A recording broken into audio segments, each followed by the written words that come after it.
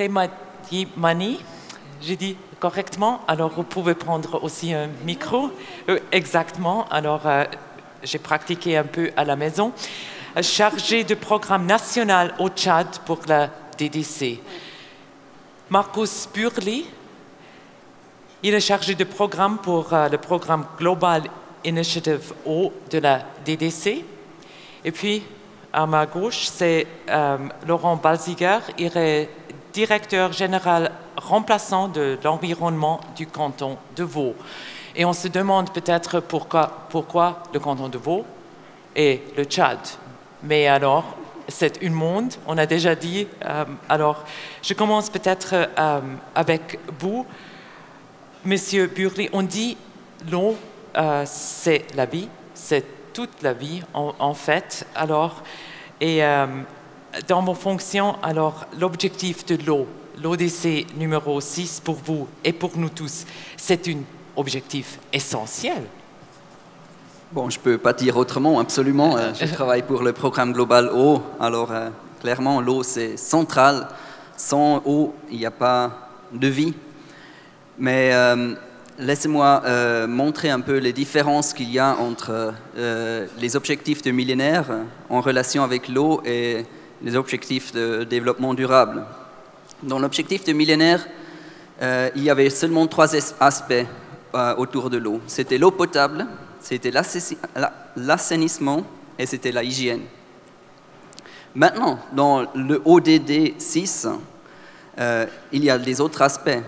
Entre eux, c'est la pollution de l'eau, c'est l'environnement, les écosystèmes qui dépendent de l'eau, c'est la gestion intégrée de l'eau et il inclut aussi les aspects transfrontaliers.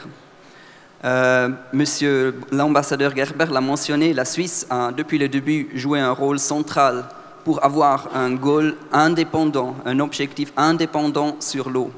Pourquoi? Pourquoi c'est tellement important? Au début, ce n'était pas clair qu'on va avoir cet objectif. Les différentes cibles sur l'eau étaient distribuées parmi des autres objectifs. Mais avec ça, on aurait risqué d'avoir un agenda incohérent, d'avoir des conflits d'intérêts. En remplissant, par exemple, l'objectif numéro 2 sur la faim, l'agriculture qui consomme beaucoup d'eau, on aurait risqué le goal sur l'énergie, parce qu'aussi, avec l'eau, on fabrique l'énergie. Alors c'est important d'avoir ce goal intégré avec tous les aspects séparés. Comme ça, on peut maintenant mettre en œuvre une agenda cohérente au niveau local et national. Peut-être que je continue avec vous, parce que dans le Tchad, on pourrait dire l'eau, ça présente un défi pour beaucoup de gens. Vous pouvez peut-être expliquer un peu comment c'est dans quelques parties du Tchad? Oui. L'eau représente un défi parce que le Tchad est un pays sahélien et on a besoin de beaucoup d'eau pour boire d'abord.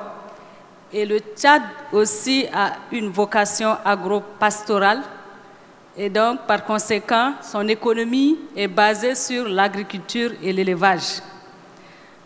La grande partie de la population vit dans le milieu rural, c'est-à-dire 80% de la population vit de l'agriculture et de l'élevage. Ce qui est important aussi à souligner, c'est que la gestion aussi de l'eau est un défi pour le Tchad. Parce que l'agriculture tchadienne est basée sur la pluie. Et comment faire pour conserver l'eau qui tombe? Nous avons 3 mois à 4 mois de pluie par an. Et comment faire pour conserver cette eau gérée pour couvrir toute une année? C'est pourquoi l'eau reste vraiment un défi important pour le Tchad. Vous êtes heureux, M. Balziger, que vous êtes en Suisse, parce que vous, en canton de Vaud, vous faites votre fonction en canton de Vaud quand vous écoutez un peu la madame du Tchad? Alors en tout cas, je crois qu'on partage les mêmes défis, les mêmes passions pour un domaine, finalement, même si c'est dans un même contexte, on voit qu'on a des objectifs tout à fait similaires dans ce domaine de l'eau. C'est le bien-être de la population et c'est aussi la durabilité des ressources. Et c'est vrai que si on vient sur le contexte suisse, On est privilégié en Suisse parce qu'on a un héritage magnifique avec des infrastructures qui ont été construites dans le domaine de l'eau potable, mais aussi de l'agriculture, des drainages et des rivières pour protéger des crues par nos ancêtres, par les générations passées. Donc on a finalement tous les outils qui sont à disposition. Maintenant, on doit faire face à une situation où on a eu un développement de la population très fort, de l'économie aussi. Il y a eu des constructions un peu tout azimut, y compris dans des zones délicates. Il y a eu de l'imperméabilisation des sols. Et tout ça, finalement, aussi une augmentation de l'utilisation des produits chimiques, des gaz à effet de serre. Et maintenant, on a les conséquences. Et c'est vrai qu'on a les conséquences de, finalement, toute cette surutilisation qu'on doit gérer. Donc, c'est des défis différents. Mais finalement, on doit utiliser les mêmes outils. Et je trouve que c'est là-dessus que ces objectifs nous réunissent, c'est qu'on voit que les outils sont les mêmes. On a les mêmes, finalement, partenaires, les partenaires privés, les partenaires publics, la population qu'on doit réunir pour trouver les bonnes solutions, les bonnes options aux problèmes qui sont soulevés, que ce soit au Tchad ou ici en Suisse. Voyageons maintenant au Tchad et regardons un film qui montre un peu les défis dont a parlé Madame Mani. Le Sahel est une bande climatique semi-aride bordant le sud du Sahara. C'est certainement l'une des zones les plus frappées par les effets négatifs du changement climatique. La pratique de l'agriculture y est difficile. Seules les terres de vallée permettent plus ou moins une production continue dans l'année. Mais ces terres sont menacées par l'érosion hydrique due à des grosses et brèves pluies caractérisant le Sahel. Le problème est qu'avec le changement climatique, ce phénomène devient de plus en plus fréquent. Au Tchad, pays sahélien par excellence, la DDC, à travers le Bureau de la coopération suisse au Tchad, intervient sur la question de récupération des terres de vallée et la sécurité alimentaire dans un programme appelé « Gestion des eaux de ruissellement dans le Tchad sahélien ». Les projets et ONG sont venus nous apporter de l'aide. L'ONG PDR s'est installée dans notre canton. Ce projet a commencé par construire un seul d'épandage qui a aussitôt réussi. L'eau a commencé à être abondante. Les cultures maraîchères ont débuté. Il y avait plein de légumes, le gombo et autres. Au vu du succès enregistré, les gens se sont intéressés. Les populations ont demandé plus d'ouvrages de ce genre pour produire beaucoup. C'est dans ce cadre que la GIZ, mandatée par la DDC, a construit d'emblée 10 seuils d'épandage dans cette vallée. Les seuils d'épandage est un ouvrage hydraulique qu'on construit sur toute la largeur afin de freiner la vitesse de l'écoulement de l'eau, maintenir une certaine lame d'eau de 10 à 50 cm afin de favoriser l'infiltration. Les eaux ruisselées qui sont freinées par un seuil sont toujours chargées des matériaux. Ces matériaux vont se déposer également pour combler les ravins que l'eau a créés auparavant. Avant la construction des seuils, la nappe était profonde pour nous. L'eau se trouve entre 7 et 8 mètres. Une femme ne pouvait pas foncer elle-même son puisard pour travailler. Mais depuis la construction de ces seuils d'épandage, la nappe se recharge et l'eau est désormais seulement à 2 mètres de profondeur. Moi-même, j'ai foncé personnellement mon propre puisard. Je suis veuve et j'ai 4 enfants. J'habite dans un petit village non loin d'ici qu'on appelle Kawi. Je travaille ici, je produis des légumes. Avec ces productions, j'arrive à me procurer les produits de consommation courante. De l'huile, du sel, du sucre, quelquefois de la viande. L'eau est abondante et nous produisons plus. On fait aussi d'autres dépenses pour la famille. Je paye par exemple les frais de scolarité de mon garçon.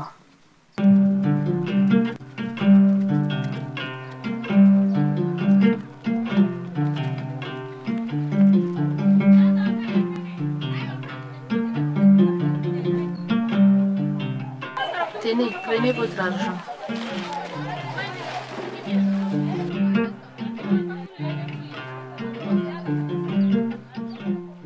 fait que quand nous avons priorisé nos actions en mettant la maîtrise et la gestion de l'eau, c'est le premier axe de notre plan d'action. Cela montre l'importance que nous accordons à ces genres d'actions telles que la construction du microbarrage et les lycées de dépendance. L'objectif de réduire cette dépendance de l'agriculture de la pluie. C'est une manière aussi de faire des actions d'adaptation au changement climatique. Depuis août 2012 à 31 octobre 2015, il y a eu au total 82 seuils construits ou réhabilités. Et ces seuils construits ou réhabilités ont permis de récupérer 3700 hectares de vallées. Ces terres, désormais pleines d'eau, sont des propriétés privées.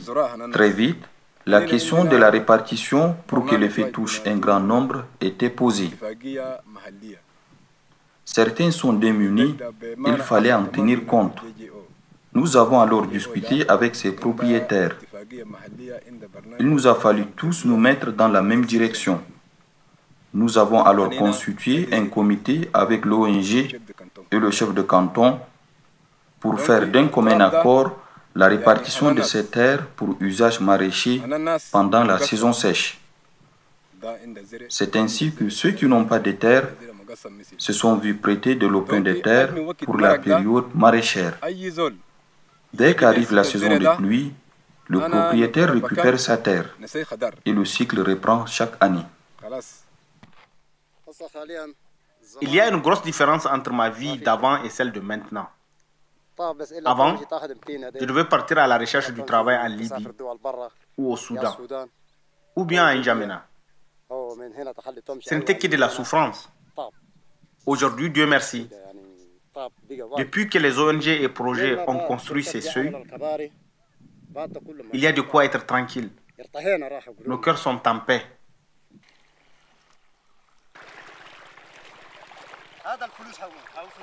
Ça, c'est de la vraie richesse. Ça aussi. Même ça, c'est de la fortune. Ça a changé notre environnement. Nos agrumes poussent. Mais aussi les arbres là-bas dehors. Nous buvons cette eau. Les animaux la boivent.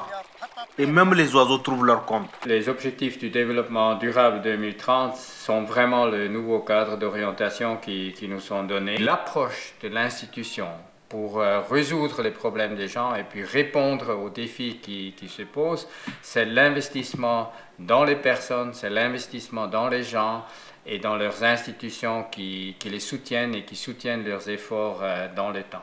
Et quand ils ont de l'espoir, effectivement, ils sont aussi disposés à défendre leur espace, à défendre leur société. Des phénomènes comme la violence et les phénomènes comme l'extrémisme, effectivement, ont beaucoup moins de chances de se développer.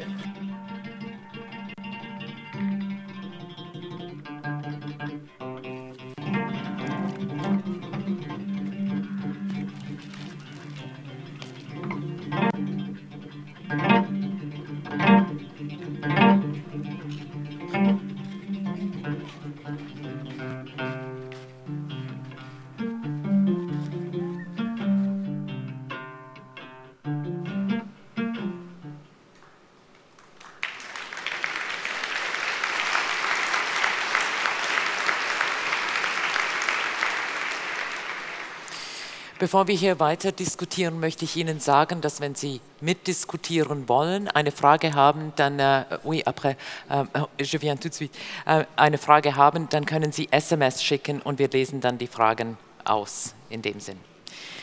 Die Nummer wird eingeblendet. Madame Mani, quand vous voyez regarder ce film, qu'est-ce que sont votre sentiment?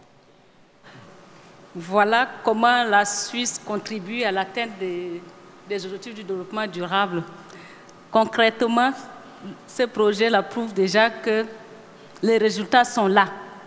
J'aimerais être à la place du contribuable suisse pour exprimer ma satisfaction, mais qu'à cela ne tienne, j'ai dit enfin un projet qui produit des résultats escomptés. Enfin, vous dites. Enfin, oui. En si peu de temps, hein, en 3 ans déjà, vous avez vu la femme qui explique comment elle produit, comment elle arrive à mettre son produit sur le marché, comment elle arrive à subvenir à ses besoins grâce à la vente de ces produits-là, et une partie est consommée par la famille. C'est très important. Un autre personnage aussi, c'est l'homme qui a dit clairement que d'habitude, il sort de sa zone pour aller soit au Soudan ou dans des grandes villes pour mener des activités génératrices de revenus, pour apporter des compléments de revenus dans le ménage, mais qu'avec ce projet, il arrive à s'installer chez lui. Il a même dit que l'eau, c'est de l'or. Chez nous, quand on dit l'eau, c'est de l'or, c'est-à-dire l'eau, c'est de l'argent. Donc, il n'a plus besoin de sortir, quitter ailleurs avec tous les risques qu'il court. Et ce n'est pas sûr encore qu'il va apporter des choses à la maison, mais que sur place, il arrive à avoir de l'argent. C'est-à-dire produire, vendre et subvenir aux besoins de sa famille. C'est très important. C'est pourquoi j'ai dit, enfin, un projet qui produit un résultat palpable en si peu de temps. Et de votre avis, c'est quoi exactement qui fonctionne dans ce projet-là? C'est l'intégration des gens? C'est le projet soi-même? C'est le concept? Non, c'est le projet qui a été construit autour de besoins réels de la population, autour de la préoccupation, qui est une préoccupation nationale aussi, parce que je disais tantôt, le Tchad est un pays sahélien, et l'agriculture est basée sur la pluie aussi, dont la répartition n'est pas bonne avec le changement climatique, et la quantité qui tombe ne tombe pas comme avant. Et donc, ce qui tombe est bien. Avec ce projet, l'outil utilisé permet de gérer le peu qui tombe et faire remonter la nappe, donc rendre possible l'agriculture pluviale comme le maraîchage qui, jadis, n'est pas pratiqué en saison sèche avant la construction de ces seuils-là. Avec la construction de ces seuils, les gens font le maraîchage 2 à 3 fois par an. Et donc, le besoin réel à trouver la solution dans ce projet. Vous avez mentionné cet homme qui peut rester où il vit, peut faire l'agriculture. On voit aussi un garçon qui se prépare pour aller à l'école. Alors c'est ça aussi, c'est la santé. Alors ce sont toutes les dimensions. Oui, finalement, c'est l'intégration même de la gestion de ressources en eau. Parce que le fait que la femme arrive à travailler elle-même, parce que le CEI a rendu possible la facilité de faire des puits et avoir l'eau et arroser elle-même. Arriver à vendre, c'est un peu la dignité retrouvée, parce qu'elle est capable d'inscrire son enfant à l'école. Et elle est capable aussi d'aller acheter des produits si l'enfant tombe malade. Et quand on va, même pour la personne qui connaît la zone comme moi, quand je repars maintenant, la verdure s'est installée et donc l'environnement aussi est restauré avec la biodiversité, et c'est un peu les 3 dimensions qui sont retrouvées dans ce contexte. Et la dignité. La dignité aussi de la femme. Parce que c'est ça, vous avez dit assez émotionnellement. Hein. Oui. C'est aussi pour la Suisse, parce que j'ai compris pourquoi en N'Djamena, on mettait l'accent sur l'implication des femmes dans tout le processus de la construction du projet jusqu'à la mise en œuvre.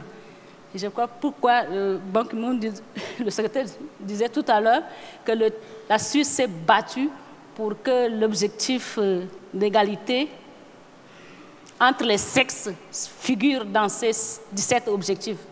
C'est important pour la Suisse, au fait, d'impliquer les femmes à tous les processus du développement, et ce qui fait que même dans toutes les instances de prise de décision, les femmes sont représentées.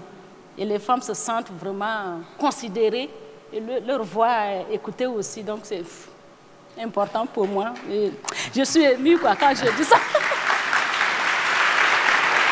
Ouais.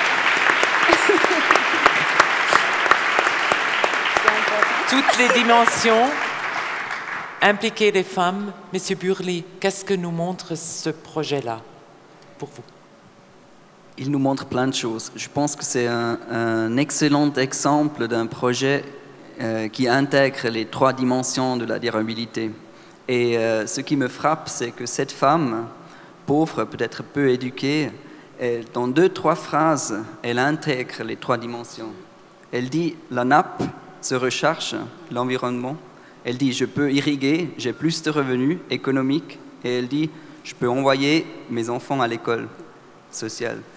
je trouve que c'est vraiment c'est fantastique et c'est pour ça que maintenant c'est très important qu'on a ces objectifs et c'était déjà dit par tous les gens qui ont parlé avant nous, il faut passer à l'implémentation et je crois aussi au monitorage. Et je crois là, c'est comme représentant d'un programme global que nous devons mettre l'accent. On doit appuyer les gens au niveau local et national de monter des plans, comment mettre en œuvre ces objectifs. Tous les acteurs ensemble, voilà, la société civile, le secteur privé, les gouvernements ensemble doivent définir ces plans. Et il faut définir un monitorage. Parce que voilà, si on ne fait pas ça maintenant, dans les prochains 2 ans, disons, on arrive en 2029 et on dit « Ah, voilà, qu'est-ce qu'on a atteint, qu'est-ce qu'on n'a pas atteint ?» et c'est trop tard. Alors il faut passer maintenant tout de suite aussi au monitorage et il faut avoir un monitorage, une implémentation intégrée, comme c'est le cas pour l'objectif. On ne peut pas maintenant avoir de nouveau « Voilà, toi tu fais ça et l'autre fait ça ». Non, je pense qu'il faut vraiment avoir un changement de pensée, d'agir aussi au niveau local et national. Monsieur Balziger, la Suisse aussi est confrontée à des défis de l'eau et vous en connaissez un exemple dans la région de Jura. Je laisse vous peut-être expliquer un peu. Alors effectivement, dans la région du Jura, c'est un sol calcaire, donc l'eau s'infiltre très rapidement et dès qu'il y a une sécheresse de quelques jours, semaines qui se prolonge un peu, eh bien on manque d'eau. Et c'est vrai que là, on a donc une population qui se retrouve rapidement sans eau, avec des nécessités d'amener cette eau par d'autres moyens. Et les actions qui ont été entreprises, là aussi c'est une forme de solidarité, je dirais, au sein d'un canton, avec les communes aux alentours, c'est d'interconnecter les réseaux pour que finalement cette région du pied du Jura ou du Jura puisse bénéficier des ressources du lac Léman, qui est le plus grand réservoir d'eau douce d'Europe centrale, et aussi bien sûr d'agir sur place en essayant de maintenir au maximum des zones naturelles où l'eau peut rester le plus longtemps possible. Les eaux dont vous parlez, c'est les bassins de Genève, la Rhône, tout ça, mais ça n'appartient pas seulement à la Suisse, alors il faut discuter avec la France par exemple. Est-ce que ça fonctionne ou ça fonctionne peut-être pas? Alors j'ai envie de vous dire les deux. Il y a un bon exemple et un petit peu plus difficile, on va dire ça comme ça. Pour le lac Léman, pour la qualité des eaux, c'est un magnifique exemple. Dans les années 1960, on avait une qualité d'eau déplorable. Moi, je me souviens, enfant, on ne pouvait plus aller se baigner dans le lac. C'est pour ça qu'on a construit toute une série de piscines au bord du lac, ce qui est une aberration maintenant, à quelque part. Et là, la CIPEL, la Commission internationale de protection des eaux du Léman, a fait un travail remarquable avec un mélange de politiciens, de scientifiques, de personnes impliquées, de la société civile, pour vraiment réussir ce défi d'assainir et d'améliorer la qualité des eaux du lac. Et ça, je crois que c'est une grande réussite.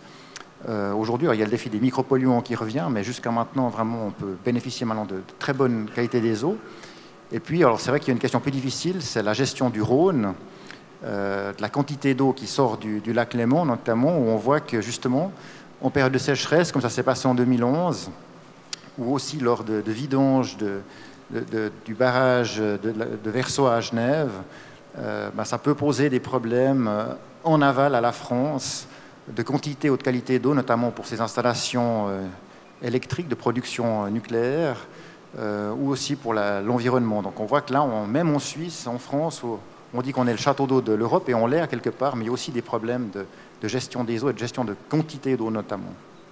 Et la coopération transfrontalière, alors, notamment, aussi. Hein. Absolument. Donc là, alors, typiquement, avec cette problématique, il y a une gouvernance aussi, le Gouv-Rhône, qui s'est mise en place pour essayer de traiter cette problématique et d'apprendre finalement de ces événements qui sont passés et de voir comment mieux gérer à l'avenir. Le Tchad aussi a beaucoup de voisins, quelque part. Le Niger, le Soudan, je dis peut-être tout. Est-ce que ça existe? Une coopération transfrontalière, oui, quand on parle de l'eau. Oui, le Tchad partage le lac avec 3 autres pays, qui sont le Niger, le Nigeria et le Cameroun. À une date récente encore, le Soudan et la RCA sont membres, pas permanents, hein, mais observateurs pour ce lac Tchad. Ils ont créé une commission appelée Commission du lac Tchad qui a son siège au Tchad. Et pour ces 4 pays, ils ont un objectif commun qui est de protéger ce lac. Parce que ce lac nourrit 30 millions de personnes de ces 4 pays. Et donc, il y a intérêt à protéger ce lac. Malheureusement, la superficie commence à diminuer. Il y a 30 ans, on est passé de 25 000 km² à moins de 2 000 à nos jours. Et paradoxalement, c'est en cette période-là que la population a quadruplé, c'est-à-dire multiplié par 4. Les gens qui ont quitté d'autres zones où le sol est vraiment dégradé, ils sont venus s'installer dans la zone où l'eau s'est retirée et qui semble fertile, donc, parce que ça produit. Les experts se sont entendus pour dire le rétrécissement, c'est-à-dire la diminution de la superficie, n'est pas seulement négatif, mais aussi positif parce que ça favorise le développement économique. Mais à mon avis, je dirais, ce n'est pas durable parce qu'on l'a dit ici, le secrétaire général l'a dit ici, et on ne peut pas favoriser le développement économique en faveur de l'environnement. Et c'est un réel problème maintenant. Les 4 pays sont mis ensemble, ils ont cofinancé une étude pour voir comment faire pour sauvegarder ce lac-là. Et donc, ils sont obligés de s'entendre sur des mesures à prendre. Et ils ont présenté quelques scénarios qui, c'est faire venir l'eau de l'Ubangui, c'est-à-dire de RDC Congo, vers le lac Tchad. L'autre encore, c'est creuser parce que le sol s'est déposé et donc, ce n'est pas profond et ça t'arrive vite. Certains disent qu'il faut seulement protéger la bordure et protéger ce qui existe. Et donc, c'est de bataille encore entre ces 2 pays-là.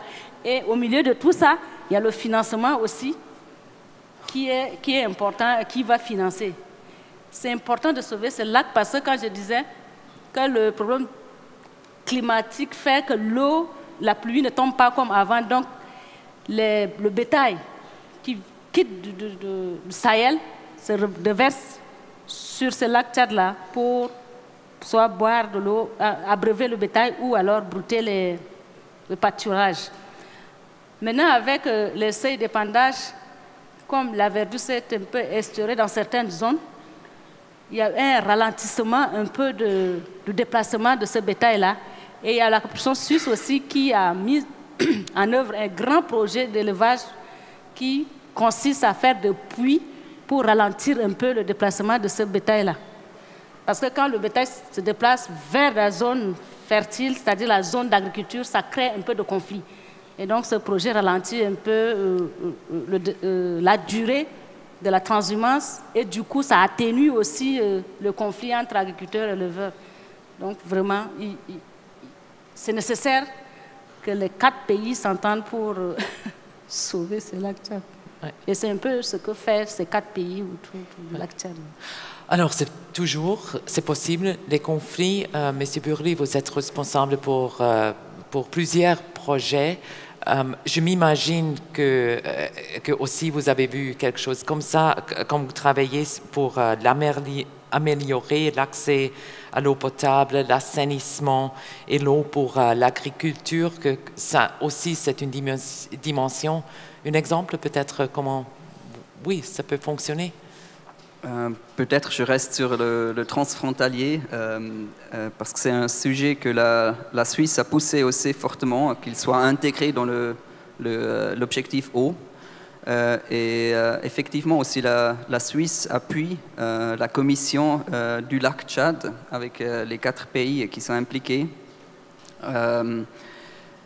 et c'est une zone très difficile. Il faut savoir, vous savez peut-être que la sécurité dans la région elle est très difficile. Alors, ce qui est idéal quand on a des négociations, des discussions sur un bassin versant, c'est d'avoir des activités concrètes sur le terrain, des améliorations d'efficacité d'utilisation d'eau et en même temps un processus politique qui règle, où on discute la répartition d'eau entre les différents pays.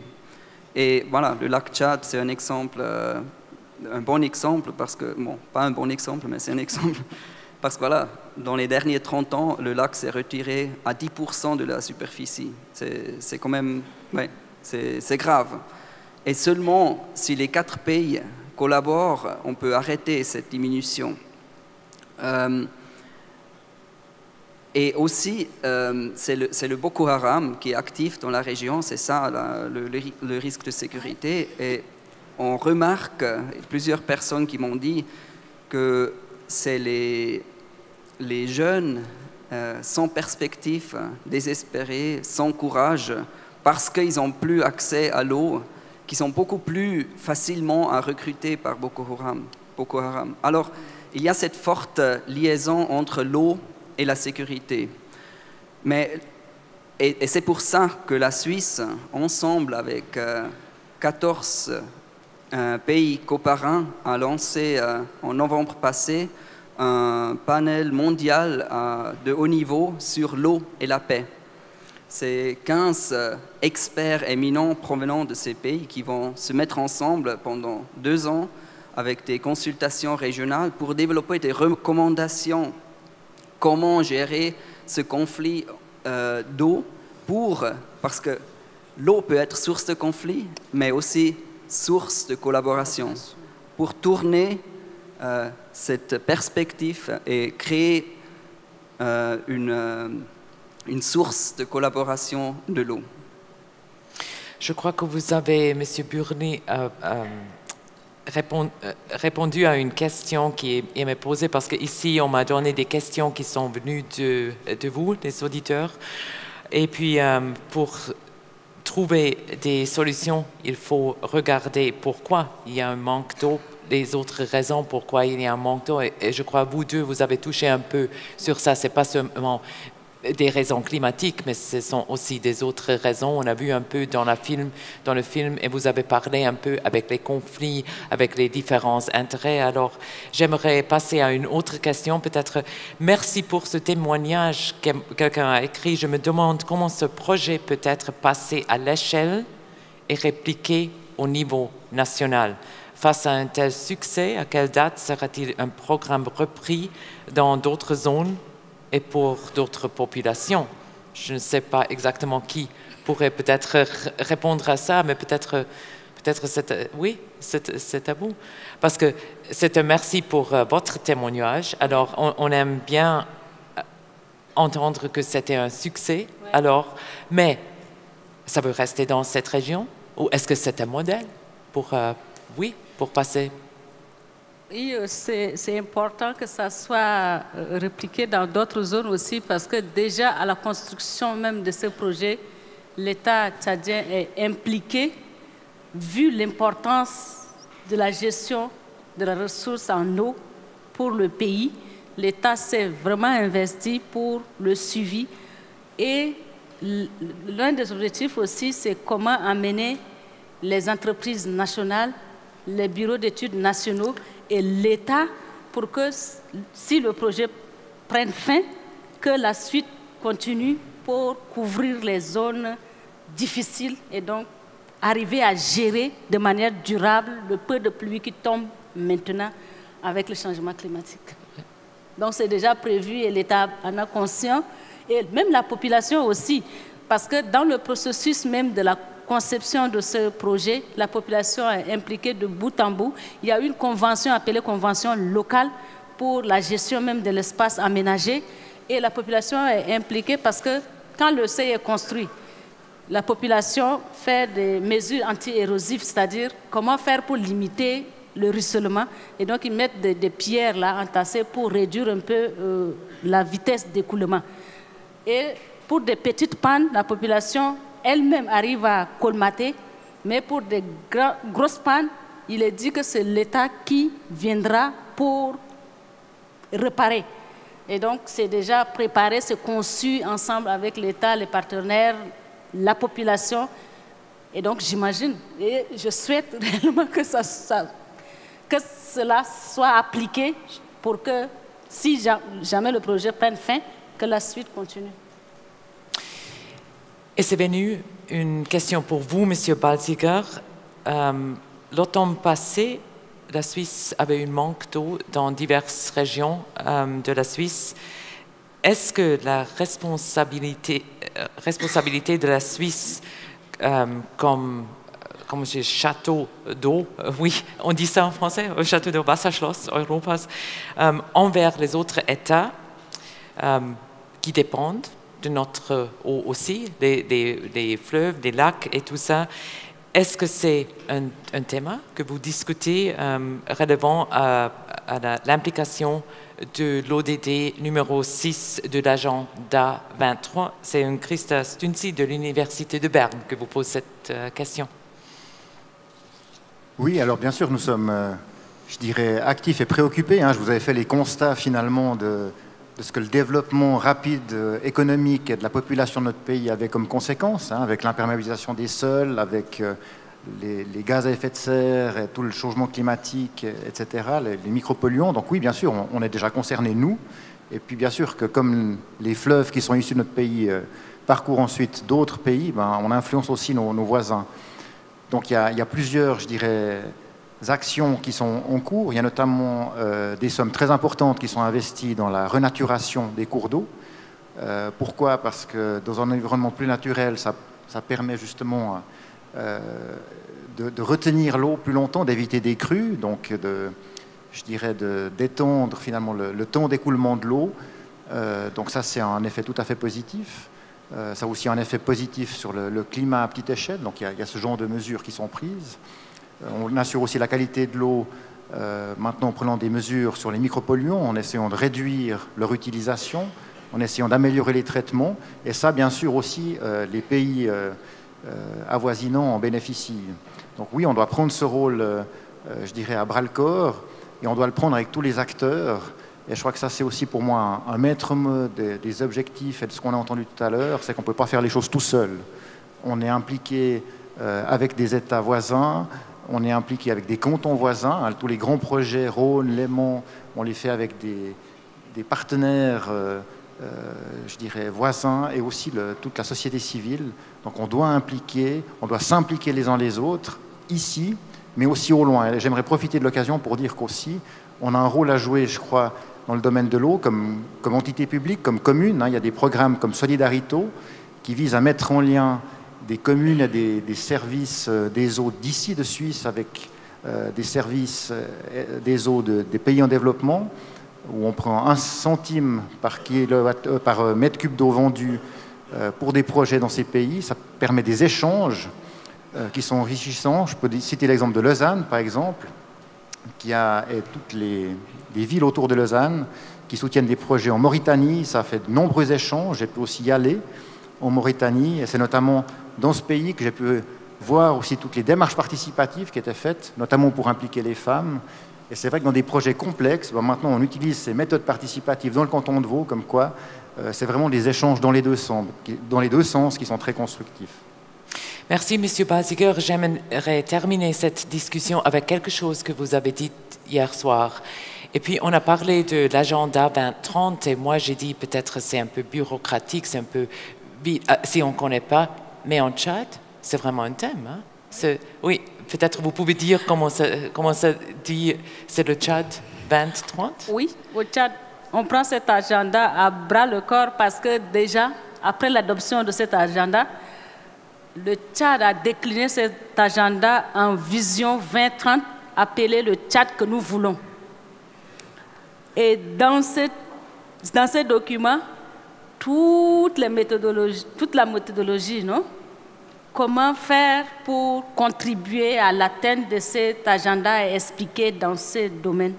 Tous les acteurs sont mobilisés. Quand j'appelle acteurs, la société civile, les partenaires techniques et la population aient consulté, c'est-à-dire de manière participative, ils ont pu conçu cet agenda, cette vision appelée 2030. Et comme l'a dit hier, quelqu'un a dit élaborer une stratégie est facile, mais la mettre en pratique en est une autre. Mais comme la volonté y est, les ODM, non, les objectifs millénaires, a jeté une base sur laquelle les ODD vont construire quelque chose. Donc, on a pris à bras le corps cet agenda 2030. Et c'est une réalité qu'on va vivre au Tchad. Ça donne de l'espoir, mesdames et messieurs. Madame, messieurs, merci beaucoup pour cette discussion.